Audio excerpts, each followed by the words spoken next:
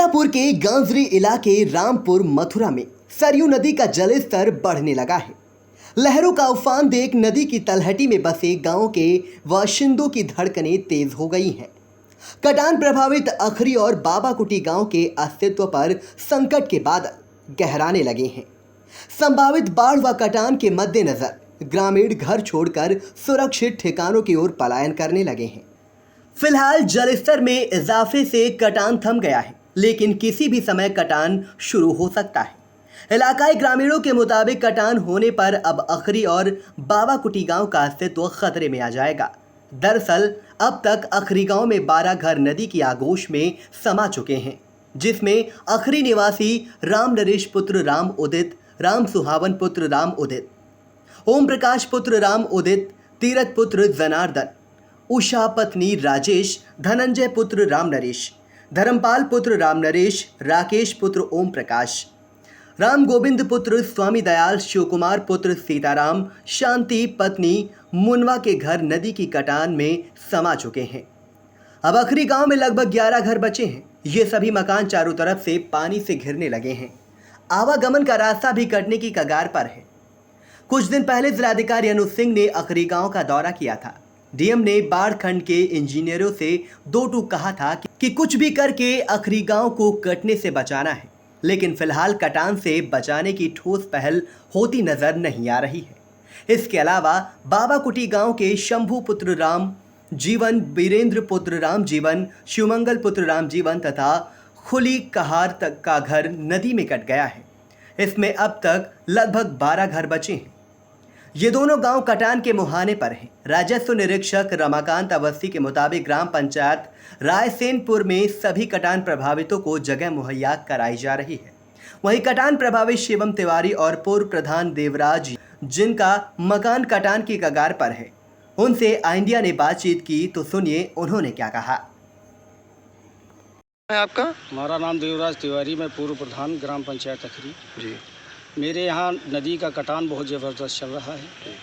हमारे गांव के सारे परिवार, लगभग 3 परिवार केवल छोड़ करके मेरे घर समेत, बाकी लगभग जितने घर हैं वो सब नदी में समाहित हो गए हैं। और जो बचे हैं वह अवशेष, उनको लोग तोड़ करके अपना आशियाना सब ख़त्म कर दिए। वहाँ पे आदमी कोई रहता है नहीं और ना रहने की कहीं कोई जगह है। अभी इससे पहले मतलब जिलाधिकारी महोदय जी आए थे, उन्होंने कहा था कि अखरी गाँव बचाइए, तो उनके सुबह तो 4 से 10 लोग गए वहाँ पे और 10-50 बोरी इतना डाल करके फिर मामला ख़त्म कर दिया।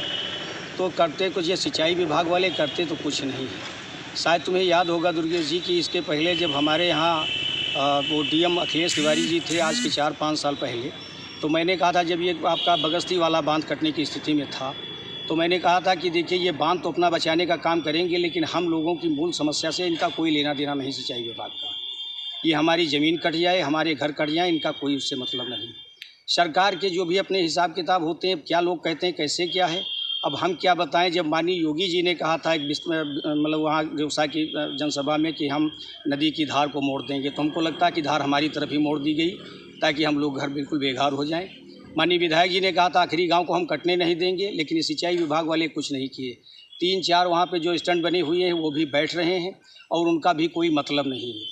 उनको अगर अपने हिसाब पता नहीं किस तरीके से इंजीनियर लोगों ने बनाया, अगर ये छोटा बनाते, एक बड़ा बनाते, फिर एक और बड़ा बनाते, इस तरीके से अगर ठोकर दे करके बनाते तो शायद धार उस तरीके से मुड़ जाती। और हमको तो लगता है इन ठोकरों की वजह से ही इतना प्रबल कटान हुआ है।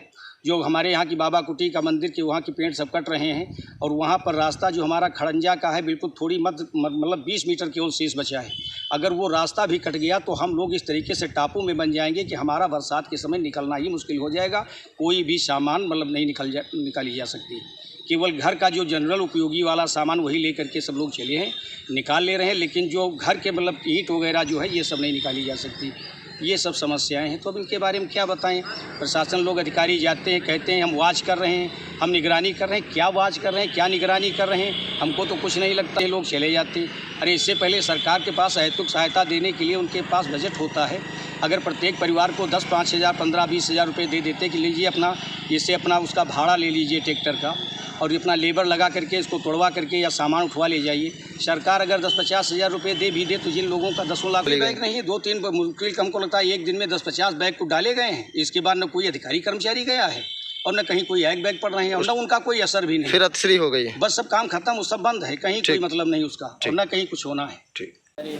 मैं रामपुर मथुरा ब्लॉक के अंतर्गत ग्राम पंचायत अखरी का निवासी हूँ। बीते 10 दिनों से लगभग घाघरा सरयू नदी बहुत तेज़ गति से कटान कर रही है, जिसमें लगभग हमारे गांव के 10-12 घर कट गए हैं, जिसमें ओम प्रकाश, राम तीरथ और राम नरेश, राम सुहावन, उषा देवी, राकेश कुमार, अमन कुमार, गोविंद प्रसाद समेत शांति देवी के घर, शिव कुमार समेत कई घर घाघरा नदी में समा गए हैं। कल से काफ़ी तेज़ से पानी बढ़ रहा है, जिससे आवागमन भी कट गया है, जिससे अखरी गांव के लोगों को निकलने में भी बहुत परेशानी हो रही है। लोग अपना सामान भी नहीं निकाल पा रहे हैं और कटान बहुत तेज़ गति से हो रहा है। बात करें अगर शासन की, तो शासन द्वारा सिर्फ केवल आश्वासन दिया गया है, ना ही तो कहीं बसने के हेतु उन लोगों को कहीं जगह मुहैया कराई गई, हम लोगों को कहीं जगह मुहैया कराई गई, और ना ही कहीं जो कटान संबंधी राशि दी जाती है उसका भी भुगतान किया गया है। अधिकारियों द्वारा अनदेखी की जा रही है और जो तिरपाल वगैरह लोगों को बचने के लिए दिए गए हुए थे, परसों जो तेज़ आंधी और बारिश हुई थी उसमें सारे फट गए हुए हैं, तो लोग खुले आसमान में अपना सामान रखे हुए जीवन यापन कर रहे हैं और पानी तेज़ बढ़ गया, आवागमन बाधित हो गया है और कटान बहुत तेज़ गति से हो रहा है।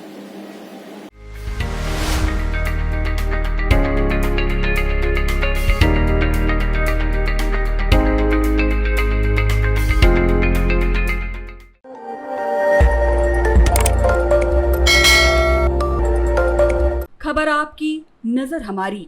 देखते रहिए आई इंडिया।